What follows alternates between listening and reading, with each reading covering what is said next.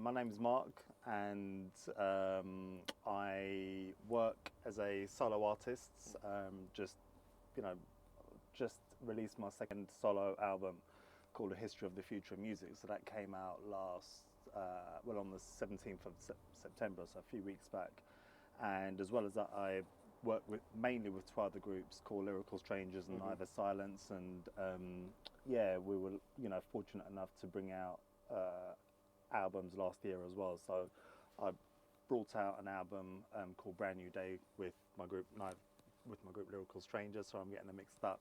Okay. In March 2020, and then my other group, Neither Silence, we brought out an album called Urban Tales in October 2020. Do you have time to eat? Because it looks like you're working a lot. Just been keeping busy, yeah. Just been keeping busy. I mean, all I do is write. Oh, we've got to do that again. It's fine. So no, keep going. No worries. Oh, okay. Yeah.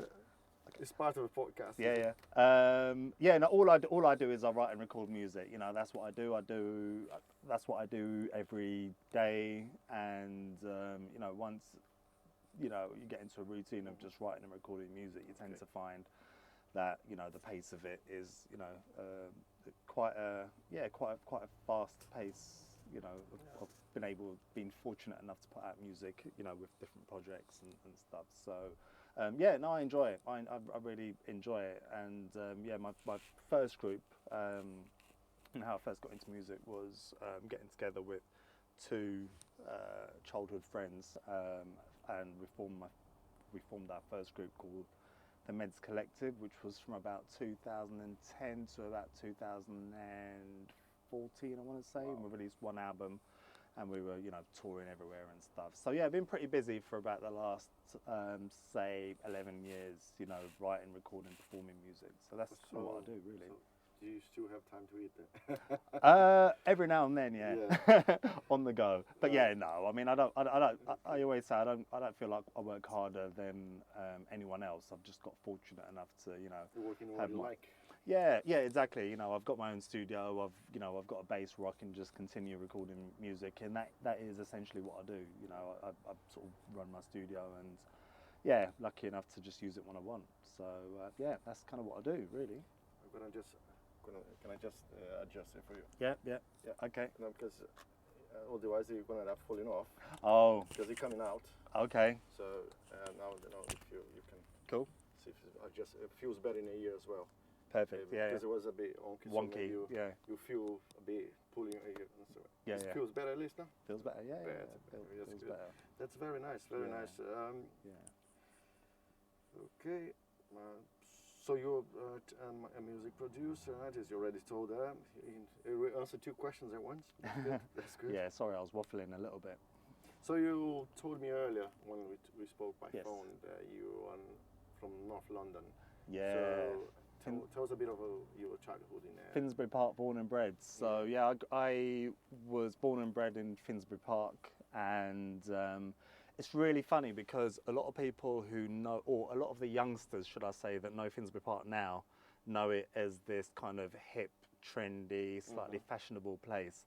And I always stress to these people when I hear them talking about it that when I grew up in Finsbury Park in the 80s, it was very, very much lower working class, But the area, North London, always been a buzz for music. Yeah. Very, very, you're right. Very creative, because how I first started dabbling in music was genuinely, the kind of poor classic way where we were just sort of imitating rappers and artists around the estate we grew up on.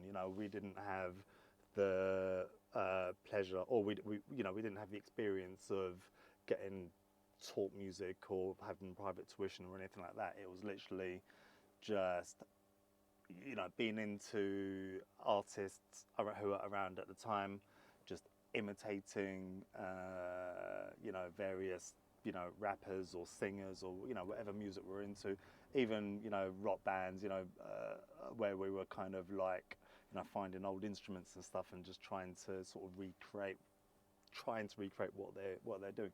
But it was because it's kind of all we had. All we were into was football and music, you know. Okay. Do you have any like rapper that you like more, or anything that you like more to sing? Yeah, from I think at the time, because I'm just I mean, I'm influenced by so much music that has just got you know, expanded as I've got older, and I think at the time of growing up in the 80s, I was into artists like probably Run DMC, the Beastie Boys, Oh yeah. a group called Diggable Planets who mixed kind of jazz and hip hop. And it's funny because as well as that, I was into you know, pop groups like Madness and, you know, the Specials, and so, you know, which is entirely different to, It's you know, part of the rap 80s music. culture in UK as well. Yeah, so everyone was listening exactly. to it. And then when I hit the 90s, you know, I got really into Queen, which was a kind of shame I didn't get into them earlier, because by the time I got into them, Freddie Mercury wasn't with us anymore. But and again, you know, as I think as I got older, my music taste just really expanded from anything from, you know, rock to hip hop to, you know, house and garage music to ska, you know, and I think that influence also gets into my music as well, whereas if people listen to an album, you know, whether they like the album or not, I can't say, but it's a lot of different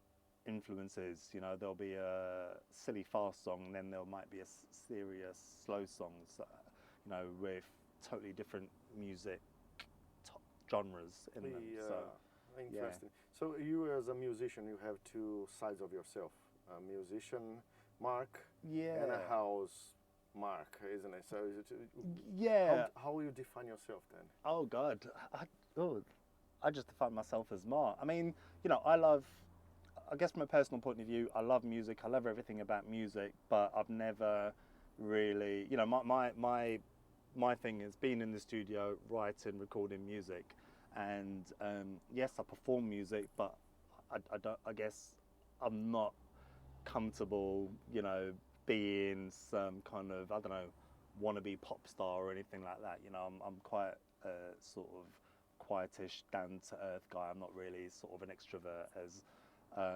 as you may expect someone doing music to be. You know, I very like kind of just sort of Yeah, holding it down a little you bit. sounds quite shy sometimes. Yeah. No, I would say, yeah, I would say that. I And think many musicians are like that. So. yeah. I mean, I would say, you know, performing music. You know, I performed music all my life and stuff, but it's still something that you know, I'll do it as and when I have to. But sometimes I guess I can find it a bit of a struggle just because of the amount of attention on any artist who performs music. You know, as I said, my thing is being in the studio, laying some tracks down, writing some tracks down, you know, and I'm not really an extrovert person that is kind of, you know, look at me everyone. I've never really been like that. I wish I was sometimes, but yeah. Okay, so in your most recent album, you talk about the past, future music. Yeah, the history of the future in music. Yeah, basically it's history. I'm talking about the past. You're talking about the whole history of the music. So how you think the music will go from now on? Because a lot of people believe from the mid 90s onwards, the music start to degrade and going into a ditch, basically. Yeah. I mean, I guess in terms of, you know, the industry itself, I guess it's not a secret that, you know, a lot of people in the industry struggle now because, you know, Justin Bieber's of the planet. Yeah. Like but I mean, unless you've got, you know, some big massive record company throwing money at you, you know, it's quite hard. It can be hard to earn money from music because it's so accessible through Spotify and, you know, and what have you. Whereas before, which, you know, which is good for the listener. It's a lot easier for the listener. It's good for you to put out there the music. Isn't it? Yeah, but I guess it's hard for people to earn a living if all they are doing is putting music out. You know, you know, people usually have to have like a backup to, you know, to support that. Whereas before, it probably wasn't as easy to put out music, but the people that did put out music, you know, were probably earning better money because you didn't have the, you know, it was all cassettes, CDs, Yeah. and stuff where. Music wasn't only sound; it was physical. Exactly. Yeah. And I guess what a lot of people would argue as well, and I can see it, but you know, I'll admit I do it as well, is that a lot of music has become electronic now. So, you know, right, probably up until and through the 90s, you know, there were probably more real instruments being played in studios in terms of music making and all the rest of it. And now, you know, studios are almost a thing of the past because, you know, all you need is a little console or something like that that's got all musical sounds, all instruments and stuff, and you can make a tune, which is really good for a producer. You know, it's a lot easier, but I guess a lot of people, you know, the flip side is it can lose the authenticity of, you know. So music ends up being like writing, isn't it? Yeah. In these days, everyone uses a phone or a computer or a tablet. You don't see many people writing anymore. Exactly. Musically stopped to being like this. Yes. Before you have the instruments, so you make the sound. Yes. Yeah. The pure sound, you know, the original sound. Now a computer do everything. Yeah. You just go click of a mouse. Exactly. And I think you know, my last 2 solo albums, I think I was perhaps trying to stick to the old-fashioned way because it's all real instruments on there. You know, my first solo album was released in 2016, and that was all real instruments. You know, and my latest album that, you know, was released just a few weeks ago that I'm promoting at the moment, again, that's all real instruments, and I'm kind of proud of that. That's good.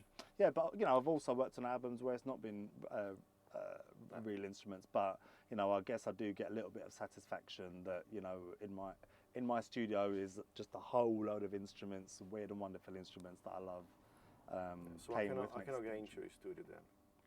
Well, sorry? I cannot get into a studio then. You can't because all the instruments are blocking the doors. So. Yeah, because if I get into a studio, I'm gonna fall in love with it. yeah. So yeah, it's got all sorts of weird and wonderful instruments in there. You know, that I like kind of tampering with and stuff like that. So yeah, that's kind of my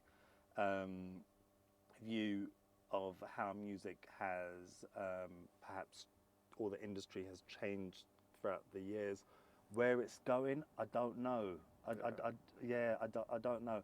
Unfortunately, I think that they're gonna speak more about bumps, boobs, and fight, and talk about. I think record. Yeah, well, I think record. Even aside from what people are writing about, I think recording studios perhaps becoming a thing of the past, because so many people can just do it, as you said, you know, on a laptop or something like, you know, something like that. And I know a lot of people who have owned or run record studios who aren't as busy anymore because bands aren't booking out recording studio. A lot of bands aren't recording in proper studios now, or artists, you know, they're kind of doing it in their own DIY way because I guess it's easier and perhaps cheaper. So. Yeah. In these days, you buy a laptop and you can do most of the work. Yeah, exactly. And I think the whole pandemic has probably encouraged more and more people to do that because, you know, where a lot of artists couldn't perform and gig because nothing was open, I think a lot of people did turn to just building little home studios and stuff and learning how to do stuff themselves. And you know, I'm not saying they're wrong in doing that. Of course, I'm not. You know, because they want to be creative. I can totally support that. But I think the flip side of that is that the demand for proper recording studios again will probably, you know, go down. If I'm being honest, the more and more people who have earned their living through producing music, you know, may have to think of other things to support that. I understand. That's just my theory. It's just the view. It's just the view. But I mean, it's a good theory actually, because I can't buy any more music because it's very difficult to find something that you like. Especially because I'm an old school person, old school man. I like old school songs, style, jazz, you know. Even Britpop, I like the old style ones. Yes. I'm not very fan of the new thing. You know, I can't stand the WAP thing and. All right. Yeah. Everything today is a twerk and WAP, and Jesus Christ. Yeah. And then we're going to jazz. Now the jazz basically is just so many, it's just few people doing it. Yes. You can't find a good singer anymore. Even the good singers is basically disappearing. They're not doing much anymore. Yeah, I mean, I guess with my own personal taste, and again, I've got to be careful that I'm not sounding insulting to people, but I'm all about the music, and I guess that I don't really kind of get into the whole social media madness of twerking and this and that, and people cursing each other. That's why music going now. Yeah, so I know, and I think problem. and it's not my thing. One of my my best music nights are going to a place like Ronnie Scott's Jazz Club in London and just seeing some real authentic jazz where there's nothing else but just pure talent. And Make sure you write down the address for me. Yeah. Frith Street in Soho, Ronnie Scott's Jazz Club. Check it out. I will Frith do. Street. I will do. But yeah, so it's a real famous jazz club. But again, whatever genre of music people are into, I look at artists, for example, that you'd see in Ronnie Scott's Jazz Club, and all I see is just pure talent, and I'm in awe of artists like that. And I think that some artists of today are perhaps known for, I don't know, controversy, or being in reality TV shows, or having, I don't know, being always controversial in the news and stuff, and the music's probably kind of like the last thing that matters in a I know how I feel. Yeah. It's a bit, I mean, being brought up in North London, yeah, what kind of entertainment you spend most of your time doing it? Oh, well, Finsbury Park was, we would entertain ourselves around our estate, because I grew up on an estate called the King's Crescent Estate, which is on Brownswood Road in Finsbury Park, and we would just play football because we didn't really have again, in our community, because it was very much kind of lower working class, our parents couldn't really afford to send us on all these expensive trips or holidays and stuff. So we made our own entertainment, and a lot of it was football. A lot of it was just playing football around the estate and what have you, and entertaining ourselves just by writing little raps on bits of paper or little songs and stuff, and just really singing or rapping them to each other, boasting to our friends about, I wrote this rap, listen to it, and performing to each other. That's and good. stuff. And that was our entertainment. Proper kid stuff. Yeah, proper kid stuff, and it literally was football and music. And again, I'm going to sound really, really, really old-fashioned, so sorry, forgive me, but I am glad that I grew up in an era where we knocked on doors to see our friends, and we would play with our friends face to face, as opposed to just online gaming all the time, or locking myself in my bedroom, just being online gaming with my mate who's 2 streets down. I'm glad that we were all together and we played football. We, did silly stuff, and wrote music and just being kids, and it was more, everything was face to face, as opposed to kind of everyone just being on their phones and stuff. Okay. So that was our entertainment. That's good.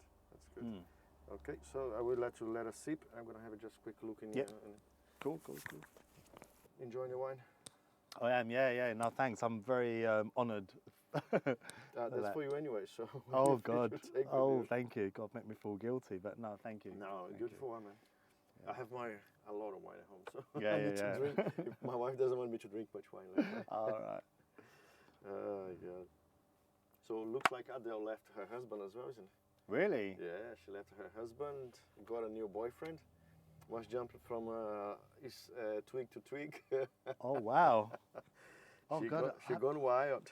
God, I haven't kept up to date with Adele's going I was checking the music news, and when I saw the beautiful blondie, and I said, well, who's that? Who's singing there? And then I look, Adele? Nah, it's not her. What sort of music do you both listen to?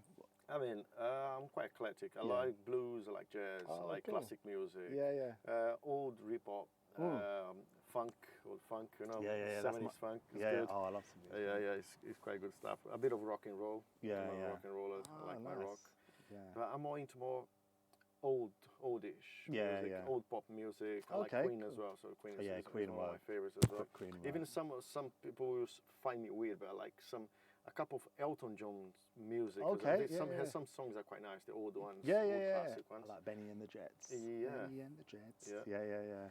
Quite Oh, nice cool. one as well. But it's funny because I play a bit of bass, and I've always got by on the bass, and I remember about 3 or 4 years ago, I was jamming with this bass guitar teacher, and he teaches bass but in a funk style.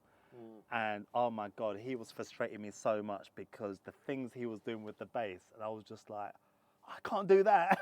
He was literally slapping the bass, and his finger, I couldn't keep up with his fingers. It was like all over the place, and I was just like, man, I have to practice. This is depressing me because they're so talented, so talented. Yeah, some guys are quite good. Yeah. Too good for taste. Yes, yeah, too good. Yeah, I get jealous. How was life for you before COVID? So before COVID, life, it was quite busy. So we had just recorded, so my group, I'm in a group called Lyrical Strangers, and we recorded an album called Brand New Day. That was the main thing we were doing at the time, and we were talking about doing some live dates at some stage. And funny enough, as soon as we finished recording that album, I recorded this album that I'm promoting at the moment. It was recorded a couple of years ago, so it was all before COVID. And then when we finally came to announce the Lyrical Strangers album, this was in February 2020, we announced it, that it was coming out at the end of March. But by the end of March, COVID hit. So any plans of live gigs or live appearances or anything, everything was cancelled.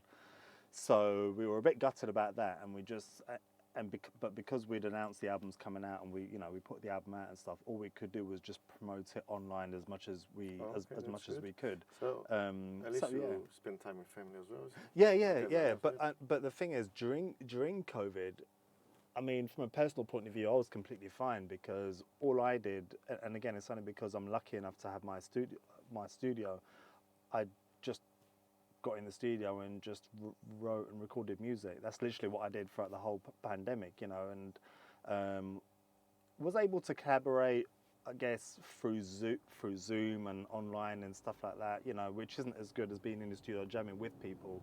But I was able to, get by and, just get on with it, really. So that was my main thing. I think you didn't get bored, is it? Yeah, I think from a creative point of view, 2020 was probably my busiest year, only because there was so much time to just write and record music. So do you think life is going to get better or go back to normal again? I'd like to think life will return to some sort of normality in terms of the arts, like live music, live theatre, and it's really starting to come back. And yeah, I'm quite hopeful that would get back to normal. Fingers crossed. Fingers crossed. I'm being hopeful. That's a good thing because we need more entertainment. Yeah, definitely. I think that at some stage in the pandemic, people realised how much they missed, live entertainment, be it gigs, theatre. We miss life a lot. Yeah. Basically. Exactly. True life. Yeah, even pubs, restaurants, the hospitality sector. So I think life is quite difficult for a lot of people right now. Yeah, definitely. What about you? Where are you going from here now? What do you think is your future hold for you? Just continue with music. So at the moment, I'm promoting, as I said, my current album, or the album that was released a few weeks ago. I'm working on quite a few things at the moment in the background that I'm hopefully looking at releasing next year with Lyrical Strangers and my other group, Neither Silence. So it's just pretty much of the same, recording music, collaborating with artists, and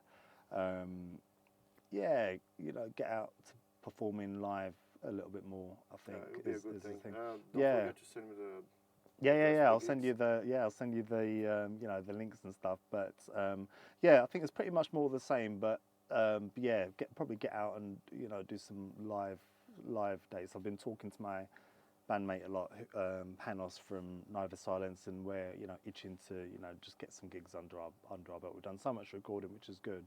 But yeah, I think we just need to perhaps just get out there and do some gigs and stuff, which would be cool to that'll do. be good. Yeah, which would be. Have you been a bar in central London? I mean, just behind Regent Street.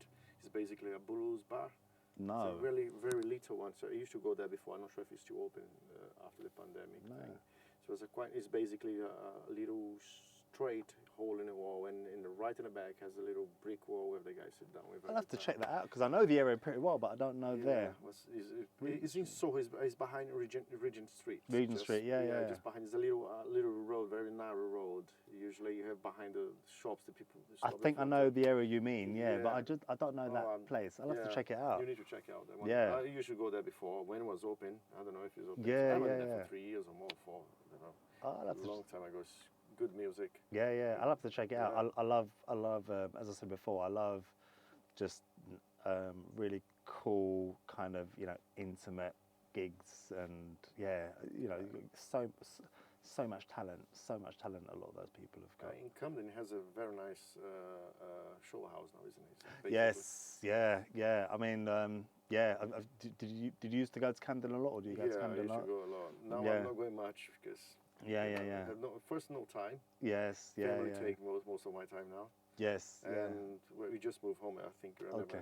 So it was a bit of a nightmare to find everything, to organize everything. Yeah. I see what you mean. Yeah, I mean, Camden was one of my old stomping grounds because Camden's only a couple of miles down from Finsbury Park. So the amount of live music, I couldn't even tell you the amount of live music I've seen in Camden, and I haven't been there for a while like yourself. But yeah, you know, Blues Kitchen, Barfly, the Roundhouse.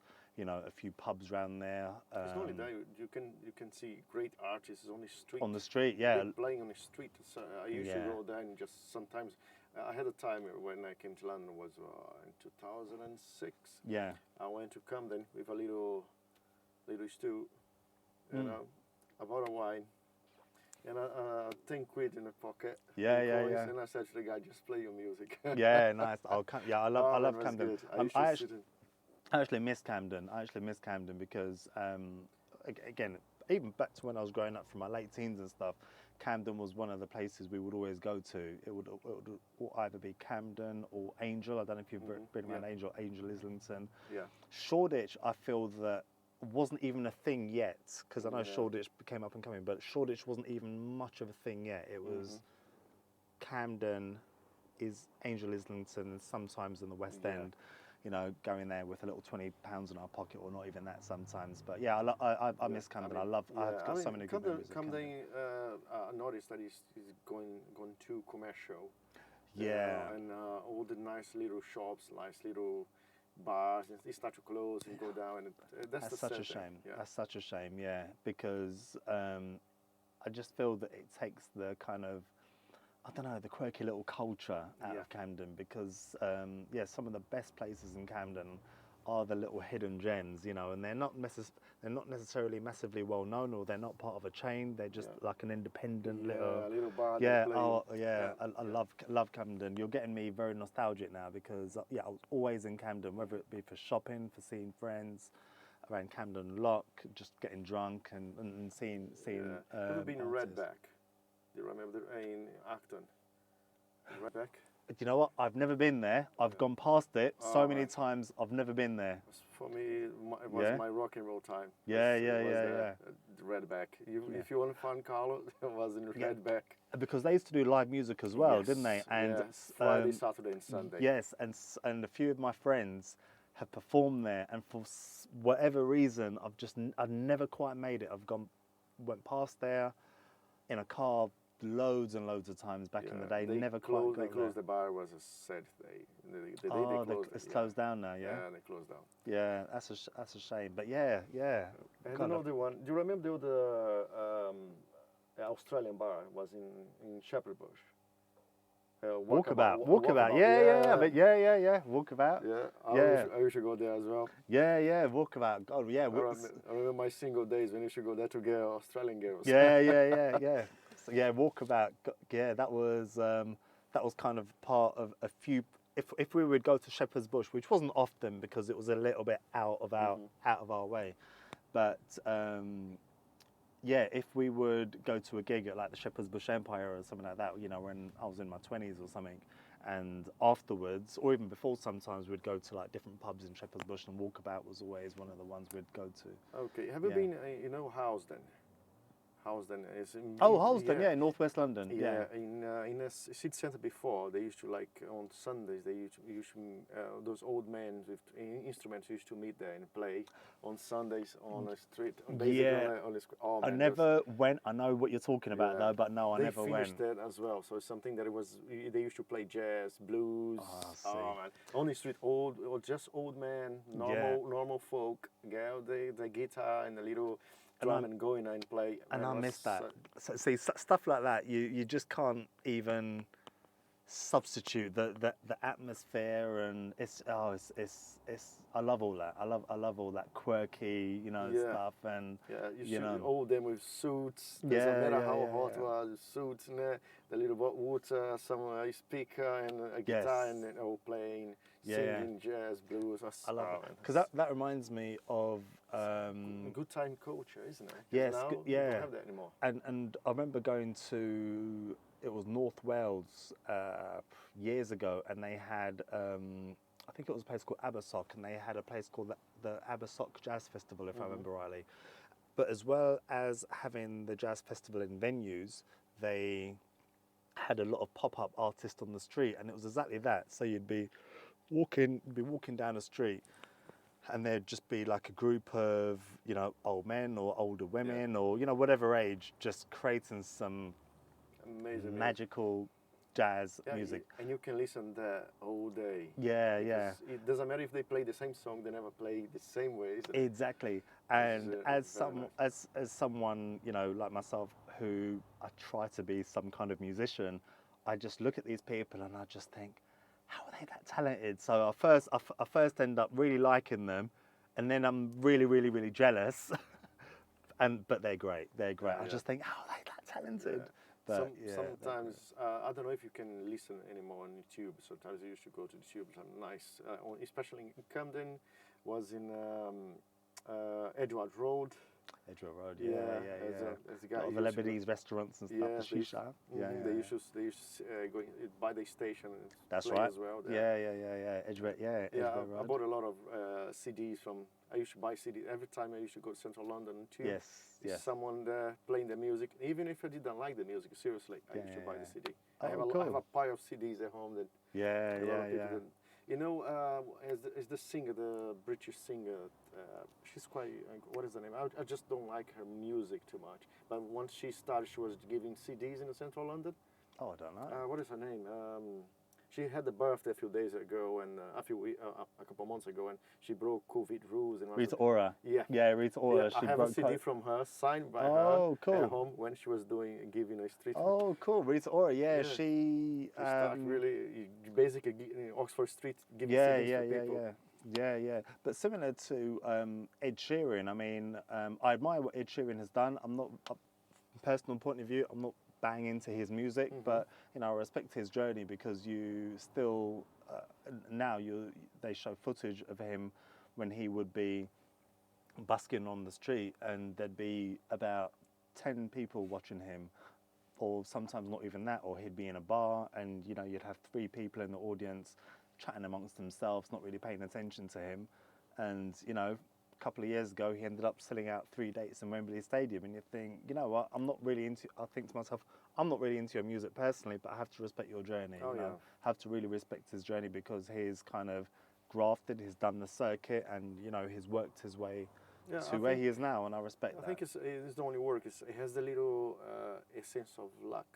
Yes, of course, you know the right people as well. Sometimes, of course, of course. But you know, I respect that journey. You know, despite whether or not I like a particular artist or a particular band, you know, in a bit of a weird way, I'm always interested in their story, you know, and again, this sounds a little bit odd, but you know, I prefer the days where, you know, bands got together naturally, be it at the school, college, uni, or, you know, wherever they are, just as mates jamming. You know, they gigged all over. They did the pubs, the bars, performed to, you know, 5 people, you know, when they started. Yeah. And there's a real story there, as opposed to people that are just put together on a reality TV show. I'm not trying to diss them personally, but, you know, who are just put together on a reality TV show. Yeah, we'll pick you. Don't worry about the music, we'll sort the music out, but I just need someone that's blonde, someone that's brunette, need a black guy, need an Asian guy. Yeah, you guys look good together, or girls look good together. Don't worry about the music, we'll sort the music out. And I just think that takes the creativity out of it.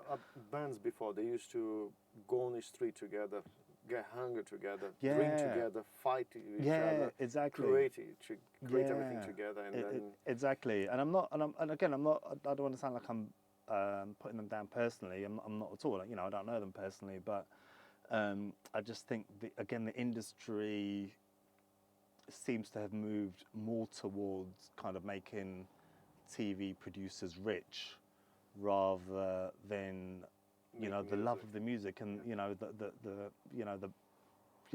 bands. I mean, before.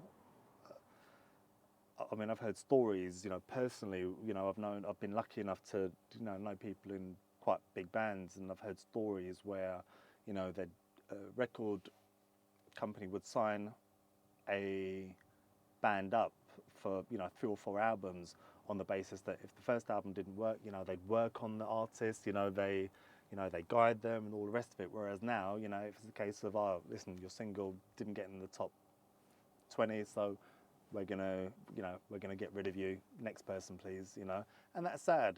That's sad. I think it's just turned into a huge. Yeah. I know everyone basically, it doesn't exploit the talent of a person. It just try to exploit the one single or one music or one album.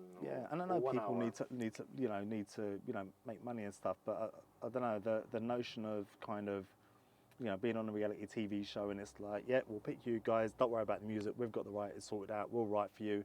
And then, 1 album later, or 2 albums, or 3 if they're even lucky, it's like, yeah, you're not really doing it anymore. Right, next, you know, and it's just like a money-making machine that, you know, where probably the only people that are the richest people are kind of like TV producers and stuff. Whereas you look at bands, and I'm going back now, like, I don't know, Queen or UB40 or Madness, or, you know, whoever in any I don't think genre. Those bands today will make any money.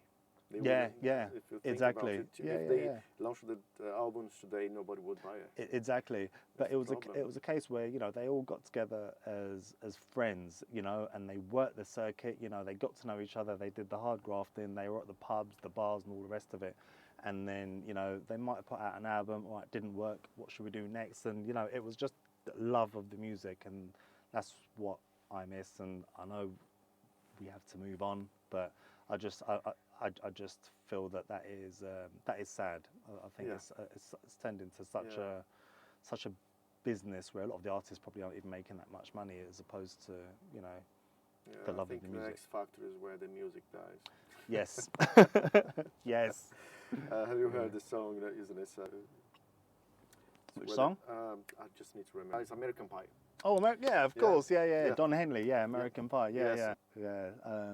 Yeah, American Pie. That's a good tune. Good little. Yeah, good little. Good little. If I show my music, you're gonna look now. You sure you know over 70s or something?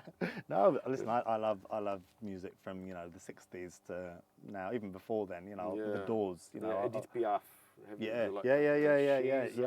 And she's from what, 1920s, 30s. Something like that. Yeah, but yeah. No, I love music from, you know, that era. But as I said, you know, probably similar to yourself, I've just got a very eclectic taste. People would probably be quite surprised. Yeah. So yeah, but yeah, that's what music is about, I guess. Yeah, that's it. That's what is music, at least for us. Yes. Yeah. Definitely. Yeah. Oh, thank you. No, I appreciate that. It is all just written from my experiences and from the heart.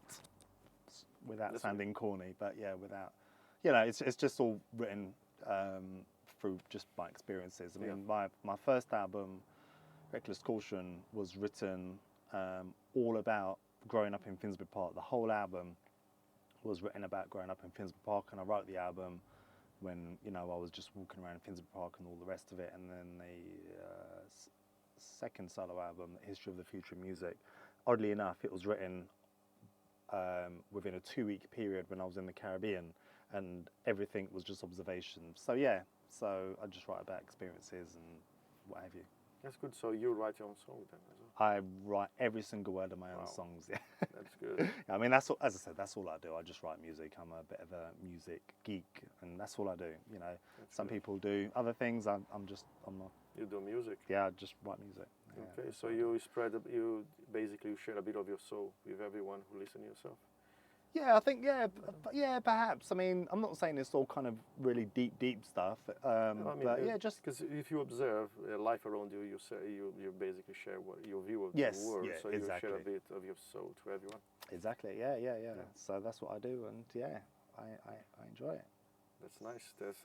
That's what I came here to hear. Yeah, no. To hear that. No, I appreciate the, you know, I appreciate you giving me the opportunity to. I appreciate you giving me the opportunity to have you here, man. Yeah. No, it's because cool. I'm starting now when you have 11 years, and for me it's good to speak to someone with a lot of experience in the music market. I'm still learning. Yeah.